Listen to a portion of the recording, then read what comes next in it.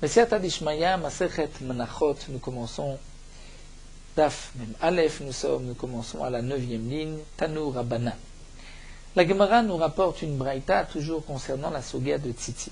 Talit kfula chayevet betzitzit. Un talit qu'on a plié, c'est-à-dire un talit qui était trop grand, on l'a plié. Chayevet betzitzit. Il y a une obligation de mettre malgré tout des tzitzit. Rabbi Shimon, poter Rabbi Shimon dit non. C'est patour, c'est-à-dire ce talit qu'on a plié, et on va mettre maintenant les tzitziot aux quatre coins, une fois que le talit est plié. C'est vrai que si on ouvre maintenant le talit, on a 2 tzitzit dans un coin et 2 tzitzit au milieu. Tanakama nous dit, chayevet betzitzit. On mettra les tzitzit aux quatre coins, même si le talit a été plié.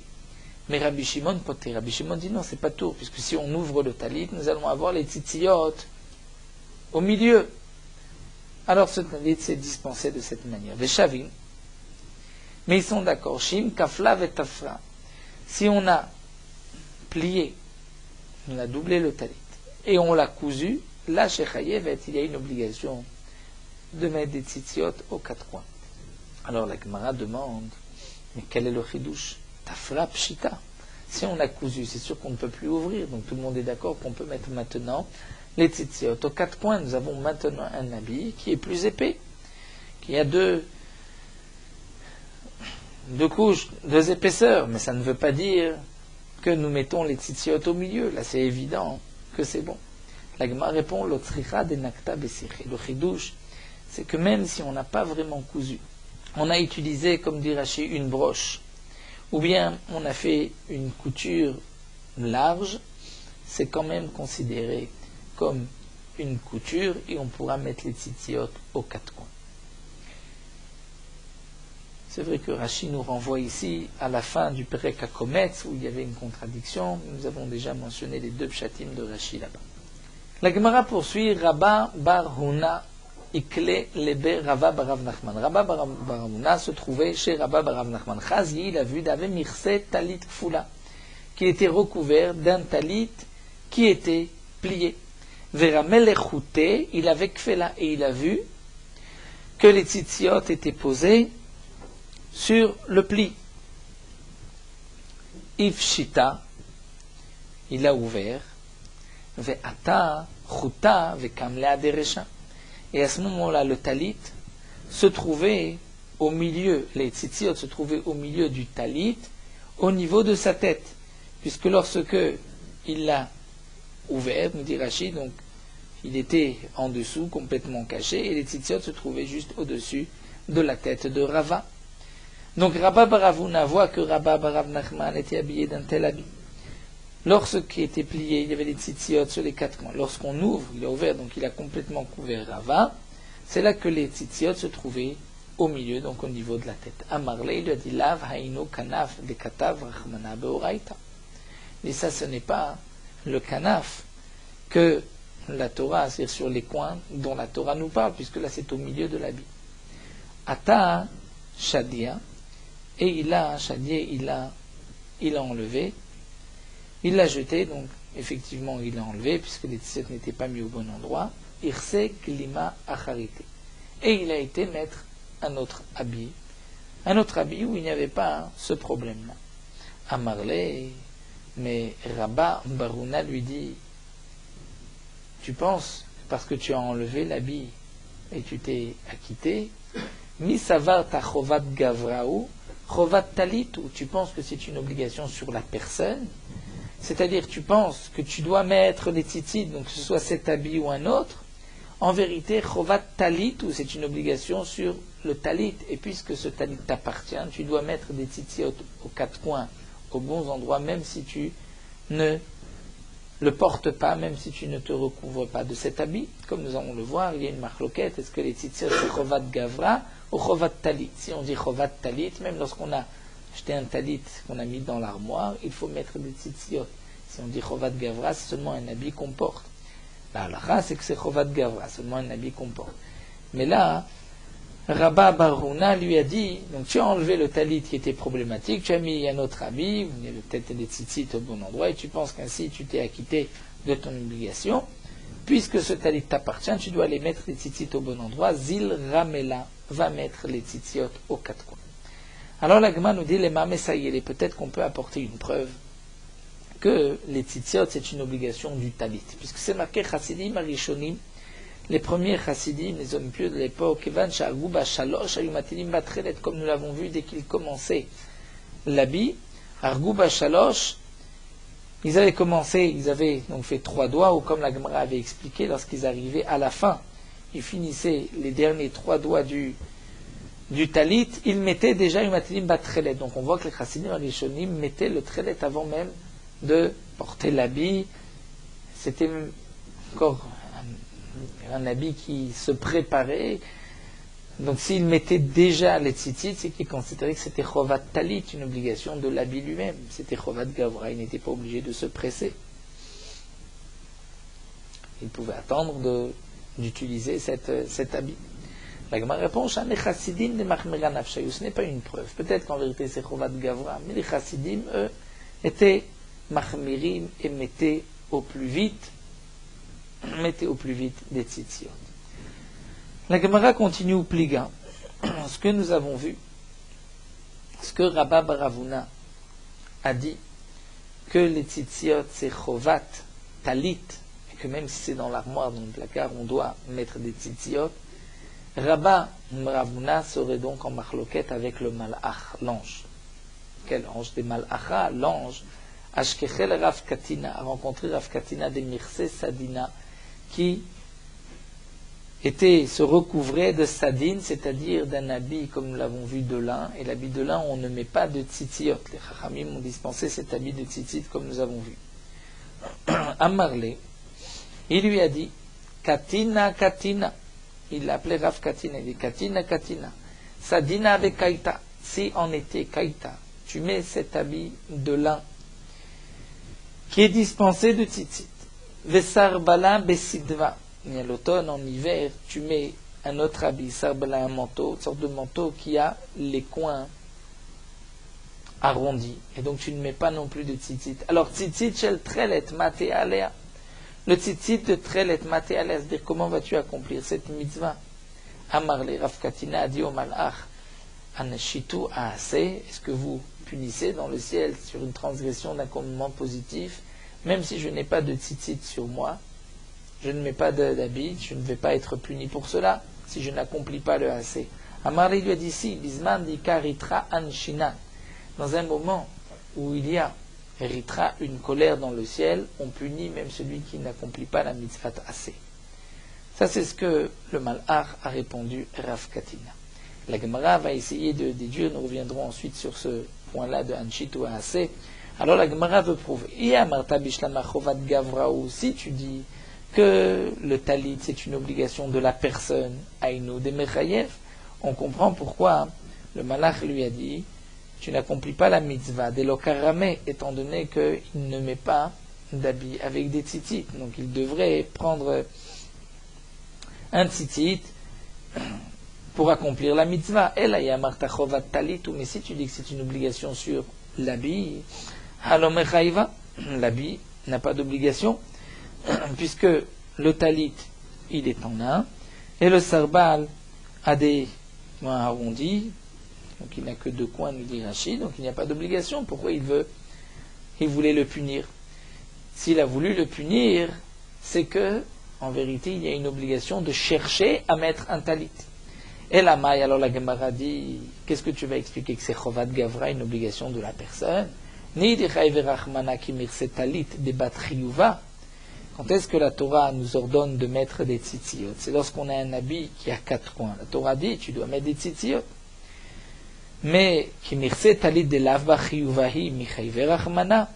Si un homme n'a pas de talit, il a de 4 points, c'est-à-dire il a un talit où il n'y a pas d'obligation, est-ce que la Torah lui demande d'aller chercher un habit de 4 coins? La Torah ne lui demande pas. Donc la Gemara, en vérité, reprend ce maasé du malach. On ne comprend pas ce que le malach a reproché à Rav Katina. Mais manafshar, si tu dis que c'est chovat talit, une obligation sur le talit, de toutes les manières, ce talit en l'un n'a pas d'obligation, l'autre sarbal était rond, donc il n'y avait pas d'obligation. Donc quel est le problème? Pourquoi le malach en voulait Rav Katina? Et même si en vérité on dit que c'est Chovat Gavra, une obligation sur la personne, c'est-à-dire c'est une obligation sur la personne, si la personne a un habit de 4 points, mais est-ce que la personne a l'obligation d'aller chercher un habit de 4 points pour le mettre? Elle a, alors la Gemara reprend et dit en vérité, voici ce que le malach a voulu dire. En vérité, tu cherches les ruses des tarboulotes pour te dispenser de tzitziot. C'est vrai, là tu es patour, mais tu devrais quand même chercher à accomplir la mitzvah de tzitzit. Ça, c'est ce que le malach lui a reproché. Il y a ailleurs un Tosfot qui explique qu'en vérité, ce qu'on peut reprocher à Rav Katina ici, c'est seulement parce qu'à l'époque, ils avaient l'habitude de mettre des habits de 4 coins. Donc, de prendre des habits qui n'ont pas 4 coins, c'est d'une certaine manière essayer de se débarrasser de la mitzvah. Mais si les gens n'ont pas l'habitude de porter des habits de 4 coins, donc un homme n'a pas de tzitzit, là il ne sera pas puni même pendant Idan Ritra, un moment de colère. Donc revenons. La Gemara nous a rapporté le mot de Rabba bar Rav Huna, que le talit c'était une obligation, les tzitziot chovat talit, du talit même si on ne le porte pas. Et la Gemara nous a dit que donc il serait en machloket avec le malach. On a vu que mériter du malach, ce n'est pas évident que ce soit chovat gavra, c'est peut-être chovat talit. Mais comme nous le verrons par la suite, c'est toute une machloket. Est-ce que l'obligation c'est sur chovat gavra ou chovat talit? La Gemara continue. Amar Rav Tuvi bar Kisna Amar Shmuel. Rav Tuvi bar Kisna dit au nom de Shmuel, Keli kufsa chayvim betzitzit. Keli kufsa, c'est-à-dire un talit qui a 4 points, qui est plié et qui est posé dans un coffre, dans une boîte, dans une armoire. Il y a une obligation de tzitzit. Pourquoi? Puisque on va par la suite s'en servir comme talit, il faut mettre dès maintenant un tzitzit, ça fait partie de l'habit asher techa seba que tu vas utiliser. Ça c'est ce que pense Rav Tuvi bar Kisna, les kufsa chayvim betzitzit, et les chora, ceci dépend du din de est-ce que c'est chovat talit ou chovat gavra. Peut-être que, étant donné qu'il va l'utiliser par la suite, on peut le considérer déjà comme chovat gavra. Ce n'est pas un mefourash ici dans la Gemara. Ou modé Shmuel, et Shmuel est d'accord, bezaken sha'asa'a lichvodo sheptura. Qu'un zaken, c'est-à-dire un vieillard qui a préparé cet achirim, son linceul. Donc il a préparé des habits qui ne sont pas pour se recouvrir, mais lichvodo en son honneur. Là il est pato. Maïtama la Torah asher techaseba, l'habit avec lequel tu vas te recouvrir. Amachmana alav leiksuya vidé. Mais ceci n'est pas fait pour se couvrir, c'est fait les kavod. Be'aisha ata, dit l'agma, mais au moment où on va habiller le mort de ses habits, va daira minanle, il faudra à ce moment-là mettre des tzitziot. Pourquoi? Mishum loeg larash. Sinon, c'est on transgresse ce qui est marqué dans le passouk loeg larash cheref oseu, c'est-à-dire celui qui se moque du pauvre. Le mort ne peut plus accomplir les mitzvot si on ne lui met pas des tzitzit. C'est une certaine manière de dire toi tu es pauvre, toi tu ne peux pas mettre des tzitziot, donc on devra lui mettre des tzitziot. C'est vrai que Tosfot nous rapporte ici, nous demandera dans Masechet Nida, est-ce qu'on met des tzitziot dans le talit d'un mort ou pas, étant donné qu'il meurt, il n'a pas d'obligation de mitzvah, peut-être qu'on mettra juste sur le moment, ensuite on devra les enlever, les couper, ça c'est une autre souga. Dans de Masechet Nida, il y a un Tosfot aussi dans Brachot. Amar Rechava, Amar Rabbi Yuda, Rechava dit au nom de Rabbi Yuda, talit shenikrea, un talit qui s'est déchiré, chutz le shalosh yitfor. Si c'est chutz en dehors des trois doigts, des 3 etzbaot, c'est-à-dire si c'est en haut de 3 doigts, c'est-à-dire dans le talit, dans l'habit, éloigné de 3 etzbaot du coin de l'habit, alors yitfor, il pourra recoudre ce qui s'est déchiré. Mais tor shalosh, si ça s'est déchiré dans les 3 doigts proches de la fin de l'habit, lo yitfor, il ne pourra pas coudre. Et pour quelle raison? Rachid nous explique puisque on craint que lorsqu'il va coudre, il va lui rester un peu de ce fil de couture, il va le garder, il rajoutera d'autres fils pour les tzitzit, mais donc il gardera ce fil-là, il y a un problème de taasé velomina asouy, étant donné que ce fil n'a pas été mis dans le talit pour les shem tzitzit. Et donc tout le problème n'est que tor shalosh à un endroit où on aurait pu mettre les tzitziot, c'est-à-dire dans les 3 doigts avant la fin, donc vers le bas avant la fin de l'habit. Mais si c'est au-dessus des 3 doigts, c'est-à-dire dans l'habit, là on peut recoudre, puisque de toute manière ce n'est pas l'endroit des tzitziot, donc on ne craint pas qu'il va laisser ce fil. La Gemara nous rapporte à Nenameachi, nous avons aussi une braïta qui dit la même chose, talit shenikria chutz le shalosh yitfor, tor shalosh, donc un talit qui s'est déchiré, chutz le shalosh, c'est-à-dire en dehors, lorsqu'on monte dans le talit, au-dessus de 3 etzbaot, on peut recoudre, mais tor shalosh dans les 3 etzbaot, Rabbi Meir omer lo yitfor, Rabbi Meir dit on ne pourra pas recoudre, ve chachamim omrim yitfor, et les chachamim disent que yitfor, on pourra coudre, les chachamim ne sont pas choshesh, qu'il va garder ce fil-là et qu'il va rajouter des autres tzitziyot.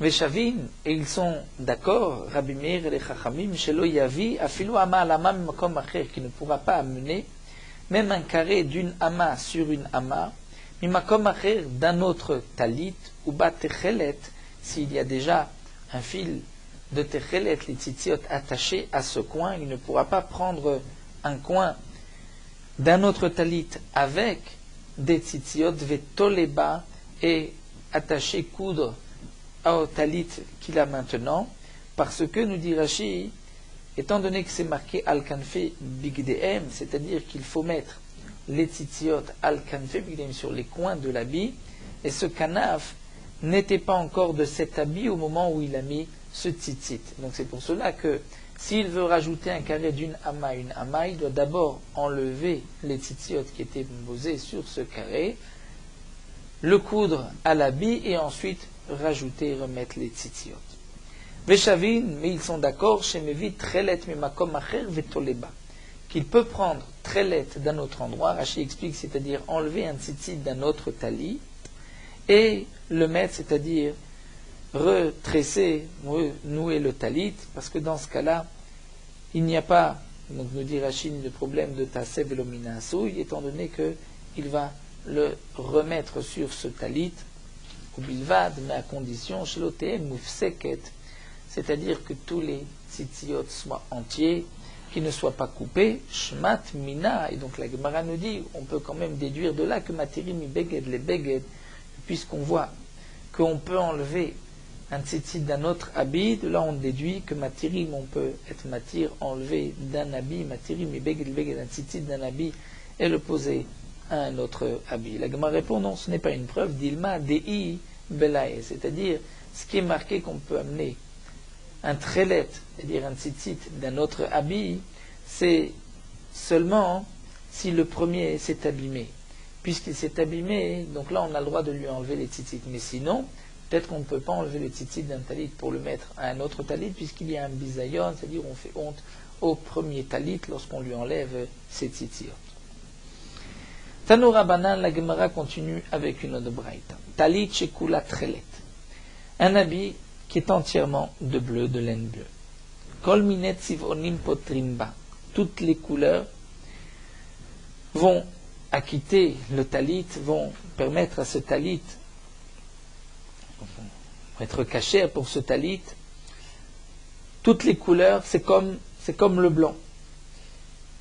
Rachid nous explique, étant donné que le talit ici est en trellette, donc on ne peut plus dire min kanaf, comme nous l'avons vu jusqu'à présent, que min kanaf, la même espèce, la même couleur que le kanaf, c'est blanc. Et on rajoute aussi du bleu, puisqu'ici il est bleu. Donc puisque bleu, la Torah a dit qu'il y a 2 fils bleus, la Torah n'a pas dit 4 fils bleus. Donc là, tu ne vas pas chercher le blanc. L'essentiel, c'est qu'il y ait 2 bleus et 2 d'une autre couleur. Donc, kol minet tzivonim, toutes les autres couleurs sont shirim chutz mi kalaïlan, à l'exception de ce bleu, qui est kalaïlan, qui ressemble au trelet, où celui-là, il sera pasoul. Pourquoi? Pourquoi on ne pourra pas mettre? Après tout, ce n'est pas vraiment le trélet. Rashi explique que de peur qu'il va vendre cet habit à quelqu'un d'autre, qui pensera que les 4 fils, donc 4 qui font 8, sont des fils de trélet.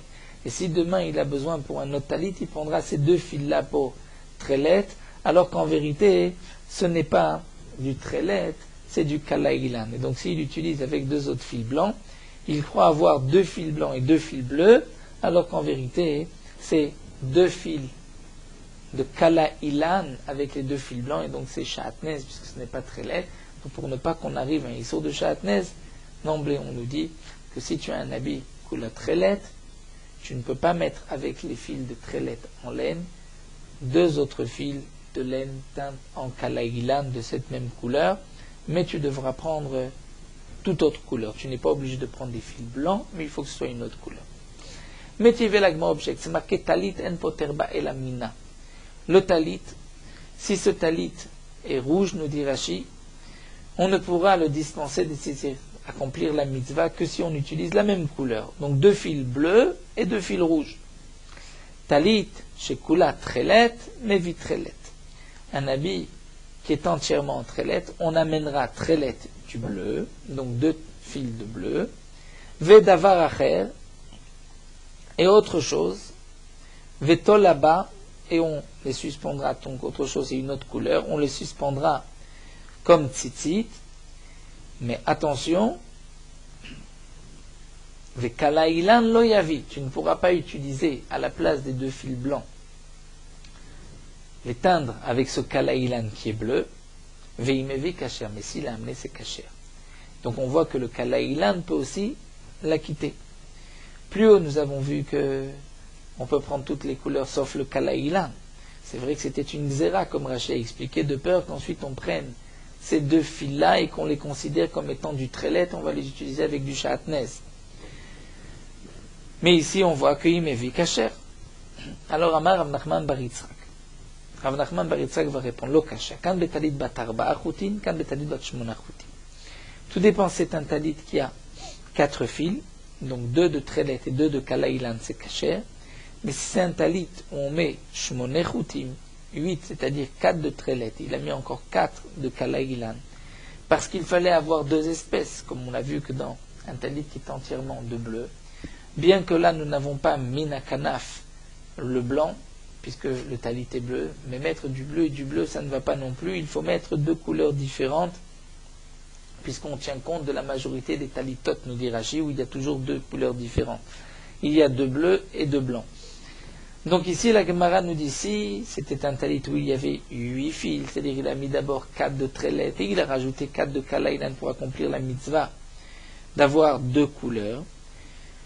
Donc puisque dans ce cas-là, à part les fils de kalaïlan, il y a 4 fils de trélet, alors dans ce cas-là, on craint qu'il va peut-être utiliser ces fils-là pour un autre habit, et il va prendre le kalaïlan, il va considérer, il va croire que c'est du trélet.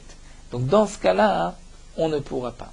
Donc la Gemara répond, lorsque c'est un talit qui n'a que 4 routines, et il y a 2 et 2, il ne risque pas de prendre ensuite 2 fils et dire, tiens, c'est du trélet, je vais le mettre ailleurs.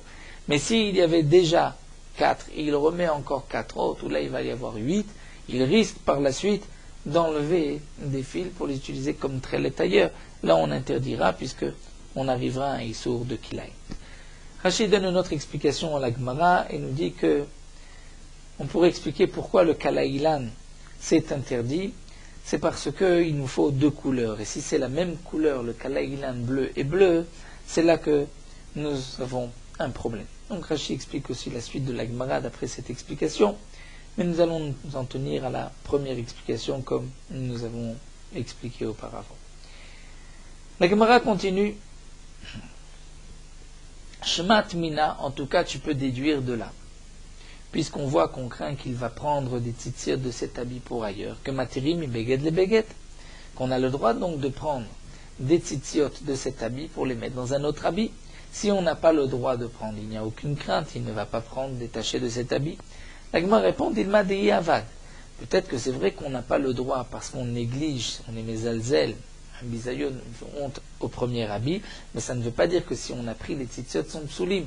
Et là, on craint que quelqu'un se soit trompé ou ait transgressé, ait pris des fils, et qu'il va transgresser le din de Kilay. Là, nous continuons avec la suga de Matirim Beged Beged. Itma, Rav Amaren Matirim Beged Beged, Rav dit, on n'enlèvera pas les tzitziot d'un habit pour les mettre sur un autre habit. Shmuel Amar Matirim Beged Beged, on pourra prendre d'un habit pour un autre habit, puisque c'est tzitzit et tzitzit, ça ne s'appelle pas un bisayon. Rav Amar, on retrouve une même marloquette concernant les nerot de Hanouka. Rav Amar en madlikim iner les ner, on ne pourra pas allumer un ner d'un autre, il faut donc le shamash, mais pas un ner Hanouka d'un autre. Mais Shmuel Amar madlikim iner les ner, Shmuel dit ici, on peut allumer miner les ner. Rav Amar en lachak Rabbi Shimon begrera, une autre marloquette. Donc ces trois marloquettes ont été rapportées en même temps. Rav dit, la halacha n'est pas comme Rabbi Shimon dans le din de Grera, c'est-à-dire que Rabbi Shimon pense qu'on peut tirer un lit, une chaise lourde, même si ça fait des sillons dans la terre. Et Shmuel Amar halacha qui Rabbi Shimon begrera, le jour de Shabbat bien sûr, et Shmuel dit, la halacha est comme Rabbi Shimon begrera. Amar Abaye, donc après ces trois marloquettes qu'on voit, Beged le Beged, Miner le Ner, Shimon begrera, Amar Abaye, Kol mile demar avid kerav. C'est-à-dire, toute chose, Mar c'est Rabat, agissait comme Rav. Les bar ma'anetlat, à part ces trois dinim-là, David que Shmuel, il faisait comme Shmuel, que Matirim Beged le Beged, il permettait de prendre les tzid d'un habit pour le mettre dans un autre, Madlikim Miner les ner, on peut allumer ner de Hanouka d'un autre, Valacha ki Rabbi Shimon begrera de Tanya, comme c'est marqué dans la Braïta, Rabbi Shimon Omer Gorer Adam, un homme a le droit de traîner, Shabbat, Mita, un lit qui c'est, une chaise, des safsal ou un banc, ou bilvat shitkaven asot sa condition qui ne pense pas faire un sillon, qui est un problème de charisha, une melacha de Shabbat. Donc s'il ne pense pas faire le sillon, d'avoir shalom mitkaven, c'est mutar. Bien que Rabbi Yehuda est en marloquette avec Rabbi Shimon, donc Abaye vient nous dire, sur ce point-là, la halacha est comme Rabbi Shimon, comme le dit Shmuel. La Gemara continue, Rabbi Yehuda masarle le katzra. Rabbi Yehuda donner son talit avec ses tzitziyot, les katzra, c'est-à-dire au blanchisseur, celui qui allait laver ses habits, il ne craignait pas que peut-être le trelet va se casser et que le koves va lui mettre à la place un fil de kala ilan, de ce bleu kala ilan. Rabbi qui n'est pas du trelet. Rabbi Hanina avidla sissa, Rabbi Hanina lui faisait sissa, c'est-à-dire lorsqu'il donnait son habit à laver, il pliait ses tzitziyot, il faisait comme les enroulait afin que les tzitziyot ne se cassent pas. Ravina chayet leumechat. Et Ravina faisait une petite doublure dans le talit et il cachait ses tzitziyot là-bas pour ne pas qu'il s'abîme pendant le lavage. Tanou Rabbanan, la Gemara poursuit avec une autre braïta, une autre soubia, kamachutin ou noten. Combien de fils on met dans chaque tzitzit? Bet Shammai, chaque coin du talit. Bet Shammai umrim arba. Bet Shammai disent 4 qu'on va plier, qui vont faire en tout 8 fils. Bet Hillel umrim shalosh. Bet Hillel disent 3. Mais kamate meshul shedet. Et combien le tzitzit doit pendre? Bet Shammai umrim arba, c'est l'équivalent de 4 doigts. Ou Bet Hillel umrim shalosh, de 3 doigts. Shalosh, là nous avons dans Shita Mekubetset Gimel et Ve Gimel, il faut dire ainsi. Ensuite, Ve Gimel et les 3 Shamrou Betilel Achat Me Arba Betefar Shel Koladam. Lorsque Betilel on dit qu'il faut 3 Etzbaot, il s'agit de 3 doigts où chaque doigt correspond à un quart de tefar, puisque dans un tefar il y a 4 doigts. Donc il faut que ce soit kol etzba, un etzba, c'est-à-dire un quart de tefar. C'est-à-dire il faut la largeur du pouce, puisque dans un tefar il y a 4 fois la largeur du pouce, qui fait en vérité 6 de petits doigts.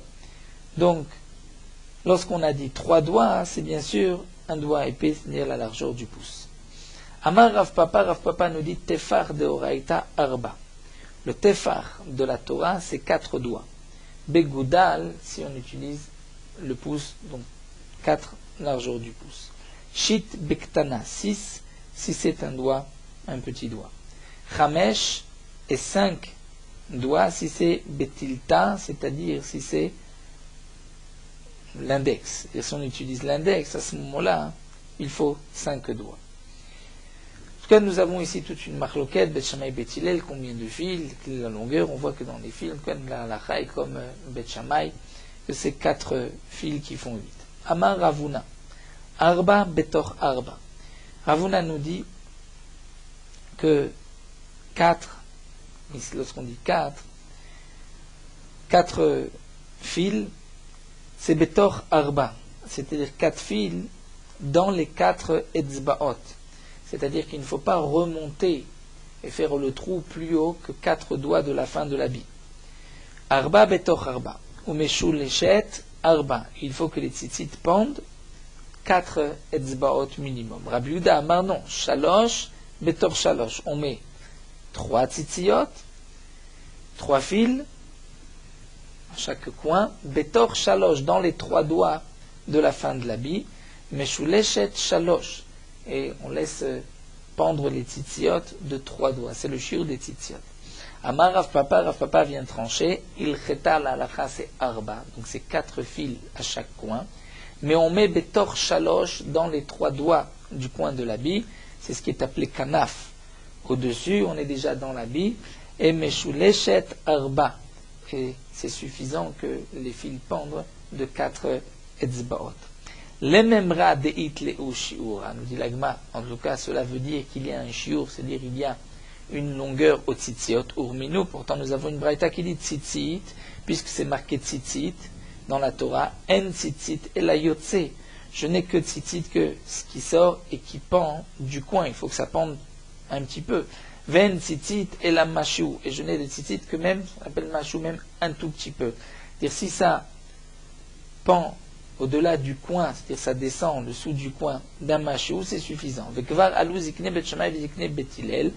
Et les sages, de Bet Shammai et de Bet Hillel, sont montés la liat au grenier de Yochanan ben Betera. Ve'amrou, ils ont dit tzitzit en la shi'ur, que le tzitzit n'a pas de mesure, c'est-à-dire il n'y a pas d'obligation. Quelle est la longueur de tzitzit?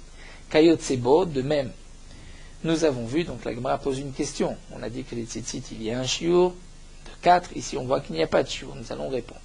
Kayot sebo, on termine la braïta, c'est marqué que le lulav en bo shiur, le lulav n'a pas non plus de shiur. Maïlav, n'est-ce pas, en la shiur klal, qu'il n'y a pas du tout de shiur, c'est-à-dire qu'il n'y a pas une longueur minimale. La Gemara répond lo, en la shiur, c'est-à-dire les malas. C'est-à-dire que tu peux laisser les tzitziot aussi longs que tu veux, tu peux avoir un lulav aussi très grand, très long, mais bien sûr, aval yesh la shiur les matam, il y a un shiur minimal. Leilotemari, puisque si tu ne dis pas ainsi que pour les tzitziot, il y a un minimum, alors comment tu vas comprendre le lulav? Puisque dans le lulav, ce qui est marqué kayut sebo lulav en lo shiur, est-ce que tu vas dire achinamed en lo shiur klal, que même un tout petit lulav est kasher? Vatna, nous avons une mishnah dans Souka, lulav shesh bo shalosh tfachim kidel nader bo kasher, un lulav où il y a 4 tfachim, des 3 tfachim, de quoi secouer le lulav, il était 3 et un 4e pour secouer, il est kasher. Donc tu vois que le lulav, il faut minimum, il y a un shiur de 3 tfachim kidel nader bo. Donc lorsque c'est marqué lulav en lo shiur, ça veut dire que tu peux avoir un très long lulav. Donc de même, on dira el en lo shiur les malas, c'est-à-dire il peut être plus long, avalish lo shiur les mata, mais il y a un minimum pour le lulav. Achinamel, dans les tzitziot, en lo shiur les malas, avalish lo shiur les mata. Donc on répond que de cette braïta, ce n'est pas marqué qu'il n'y a pas de shiur minimal, c'est marqué qu'il n'y a pas de shiur les malas. Tu peux laisser des tzitziot très longs, mais il faut un minimum, c'est les 4 etzbaot que nous avons vus d'après ce que donc, nous a dit Rav Papa. Nous allons nous arrêter ici à Tanoura Banan. Nous poursuivons Merot Halakha Daf Mem Aleph. La Torah nous a ordonné et on doit mettre la mezouza à un seul poteau de la porte. Bien que c'est marqué au pluriel al mezuzot, mais les Chachamim nous ont enseigné que puisque à propos du Korban Pesach en Égypte, c'est marqué qu'on mettait le sang al shte mezuzot. Maintenant al shte mezuzot, de là on apprend que là où c'est marqué al shte mezuzot, c'est sur les 2 poteaux, mais lorsque c'est marqué juste mezuzot, bien que c'est au pluriel, on met sur un seul poteau. La mezouza doit être fixée du côté droit en rentrant et non pas droit en sortant. Et ça, nous l'avons appris, Ramil m'a appris du Passour, Tavtam Anuzot Betera, Betera, c'est-à-dire comme tu rentres dans ta maison, et c'est toujours par le côté droit qu'on rentre, puisque Rachid nous explique, la Gemara le dit, que l'homme a l'habitude de déplacer en premier lorsqu'il est à l'arrêt, il commence par le pied droit. Donc lorsqu'il commence par le pied droit pour rentrer, il a le poteau droit qui est le premier qu'il rencontre en rentrant.